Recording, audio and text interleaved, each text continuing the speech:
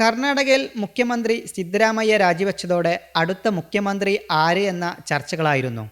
അവസാന ലാപ്പിൽ DK ശിവകുമാറിലേക്ക് നറുക്കു വീണു. 2023 നിയമസഭാ തിരഞ്ഞെടുപ്പിൽ കോൺഗ്രസ് വലിയ വിജയം നേടിയതോടെയാണ് കർണാടകയിൽ പുതിയ സർക്കാർ രൂപീകരിച്ചത്.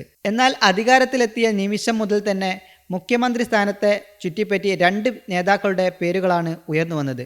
ഒരു വശത്ത് ജനപ്രിയനായ സിദ്ധരാമയ്യയും മറുവശത്ത് കോൺഗ്രസിൻ്റെ ശക്തനായ സംഘടനാ നേതാവുമായ DK ശിവകുമാറുമാണ്.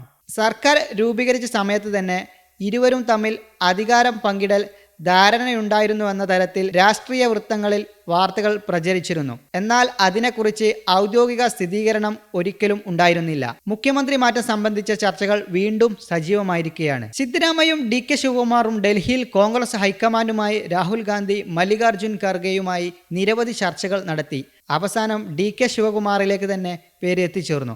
മറ്റൊന്ന് രാഷ്ട്രീയപരമായ പ്രത്യേകതയുമുണ്ട്. സിദ്ധരാമയ്യ OBC വിഭാഗത്തിൽ നിന്നുള്ള നേതാവാണ്. മറുവശത്ത് DK ശിവകുമാർ വക്കളിക സമുദായത്തിലെ ശക്തനായ നേതാവുമാണ്. അതിനാൽ മുഖ്യമന്ത്രി മാറ്റം വെറും വ്യക്തിപരമായ അധികാരമാറ്റം മാത്രമല്ല, സാമൂഹിക രാഷ്ട്രീയ സമവാക്യങ്ങളെയും ബാധിക്കുന്ന വിഷയമാണെന്ന് വിലയിരുത്തപ്പെടുന്നു. അതേസമയം പുതിയ മുഖ്യമന്ത്രിയെ പ്രഖ്യാപിച്ചതിന് ശേഷവും കോൺഗ്രസിന് മുന്നിൽ വലിയ വെല്ലുവിളികളാണ്. മന്ത്രിസഭാ പുനർസംഘടന, വിവിധ വിഭാഗങ്ങൾക്കിടയിലെ അധികാര സന്തുലനം, പാർട്ടിക്കുള്ളിലെ വിഭാഗീയത എന്നിവയെല്ലാം നേതൃത്വം കൈകാര്യം ചെയ്യേണ്ട പ്രധാന വിഷയങ്ങളാണ്. മുഖ്യമന്ത്രി പദത്തിൽ നിന്നും മാറിയെങ്കിലും ഭരണത്തിൽ പിടിമുറക്കുക എന്നുള്ള ഉദ്ദേശത്തോടെയാണ് സിദ്ധരാമയ്യയും അദ്ദേഹത്തിൻ്റെ അനുകൂലികളും നിൽക്കുന്നത്.